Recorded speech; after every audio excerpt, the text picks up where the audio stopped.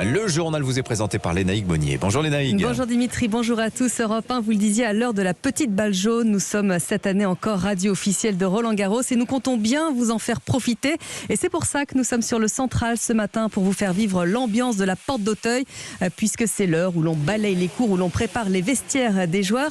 Bonjour Céline Géraud. Bonjour Lénaïque, bonjour à tous. Alors vous êtes en direct, vous aussi, avec toute l'équipe ce matin, sans jauge, sans masque, sans couvre-feu. Ça fait un bien fou de savoir que tout est redevenu comme avant. C'est une véritable renaissance, vous avez raison. 18 cours répartis sur 12 hectares, un cours central réaménagé, 10 sessions de nuit. Cette édition 2022 pourrait bien être celle de tous les records. Sur le plan de la billetterie déjà, le tournoi se joue à guichet fermé, soit près de 600 000 spectateurs sur la quinzaine. Au niveau de la fan expérience aussi, chaque spectateur aura désormais accès à toute une palette d'animations. Initiation au paddle, au beach tennis, au tennis fauteuil, un peu partout des boutiques et des stands griffés aux couleurs de la marque, plus attractifs. Et puis en session de nuit, un show musical avant l'entrée des joueurs animé par le célèbre DJ Laurent Lefebvre. La Fédération française de tennis espère atteindre 280 millions d'euros de chiffre d'affaires, soit 20 millions de plus qu'en 2019. Il faut bien cela pour amortir l'investissement colossal engagé pour la rénovation du stade, 406 millions d'euros. Après une année 2020 catastrophique, Roland-Garros retrouve définitivement des couleurs. Merci Céline Géraud, on vous retrouve tout au long de cette matinale et on rappelle qu'il y a déjà un beau programme aujourd'hui. Novak Djokovic et Rafael Nadal font leur entrée dans la compétition, tout comme Benoît Paire ou encore Richard Gasquet pour les Français. Elle me disait tout à l'heure Céline qu'elle a fait 10 fois Roland-Garros, elle l'a vu beaucoup changer ce tournoi, vous nous raconterez ça tout à l'heure, juste avant 7h30. L'autre grand titre de l'actualité ce matin, c'est Elisabeth Borne qui va livrer sa feuille de route, premier conseil des ministres pour lancer les chantiers du quinquennat. Des ministres qui devront démissionner s'ils ne sont pas élus aux élections législatives. L'Élysée l'a confirmé hier soir. La première ministre elle-même est concernée puisqu'elle est candidate dans le Calvados. Bonjour Jacques Serret. Bonjour. Vous avez suivi le déplacement de la candidate Elisabeth Borne ce week-end en Normandie. Un peu chahutée. Ce n'est pas simple cette double casquette. Oui, difficile d'endosser pleinement le costume de candidate pour Elisabeth Borne, car dans les allées de ce vide-grenier, c'est bien pour sa nomination à Matignon que les habitants l'interpellent. Félicitations, votre prise de fonction. En positif, félicitations, on est content d'avoir quelqu'un comme vous. Ouais, c'est gentil. comme en négatif. Honnêtement, vous croyez que vous pouvez faire votre travail de ministre et en plus prendre une place de député? Et tracte des législatives en main, elle se retrouve à devoir défendre Emmanuel Macron. Qu'est-ce qu'il faudrait faire C'est un monsieur alors capricieux. Qu'est-ce qu'il faudrait faire? Il faut déjà qu'il s'entoure de gens qui vont lui tenir tête. J'espère que vous le ferez.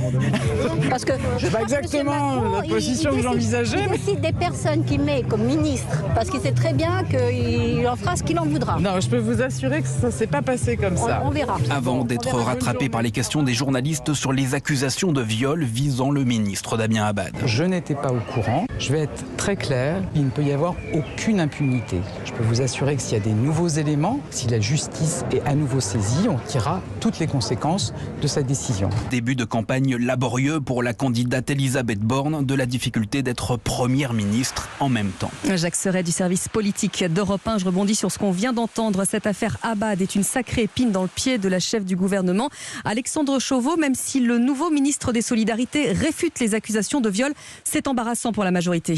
Oui, et bien que présumé innocent, Damien Abad a été contraint de s'expliquer hier par communiqué. Je conteste avec la plus grande force ces accusations. Les actes relatés me sont tout simplement impossibles à effectuer en raison de mon handicap, explique le ministre.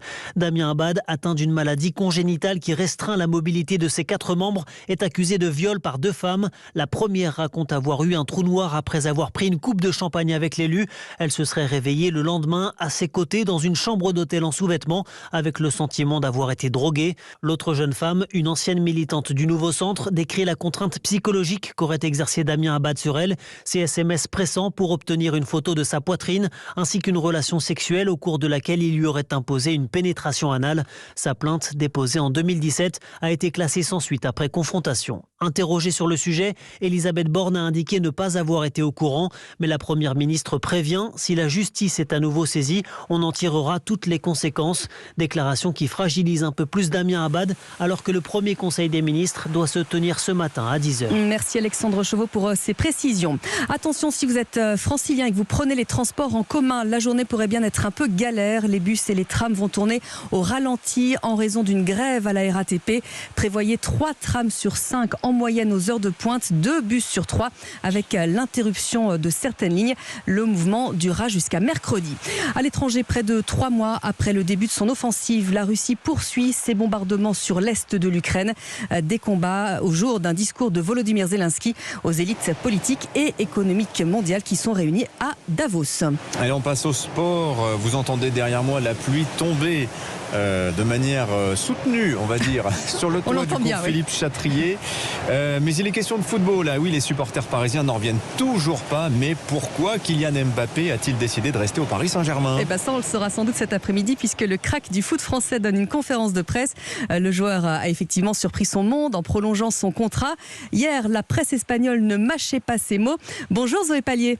Bonjour. Vous êtes l'envoyé spécial d'Europe 1 à Madrid. La pilule a du mal à passer. Est-ce que c'est encore le cas ce matin ? Alors, il semble que le déluge d'invectives qui s'est d'abord abattu sur Mbappé soit en train de s'estomper. Je vous cite juste cette une assassine du quotidien sportif de référence, Marca, hier. Il faut beaucoup de classe pour jouer au Real, taclait le journal sous une photo du joueur. Aujourd'hui... On change de registre, un peu comme des amoureux éconduits. Les commentateurs veulent comprendre le choix de Kylian Mbappé. Nous avons fait pour lui ce qu'on a fait pour personne. Citation en une d'El País. Et on aurait gagné si en face il n'y avait pas l'argent du pétrole. Analyse sévère dans les colonnes du même quotidien. Une question semble obséder les journalistes aujourd'hui. ¿Y ahora qué? Et maintenant, El Mundo titre l'avenir sans Mbappé. Marca dresse une liste des joueurs qui pourraient combler le vide.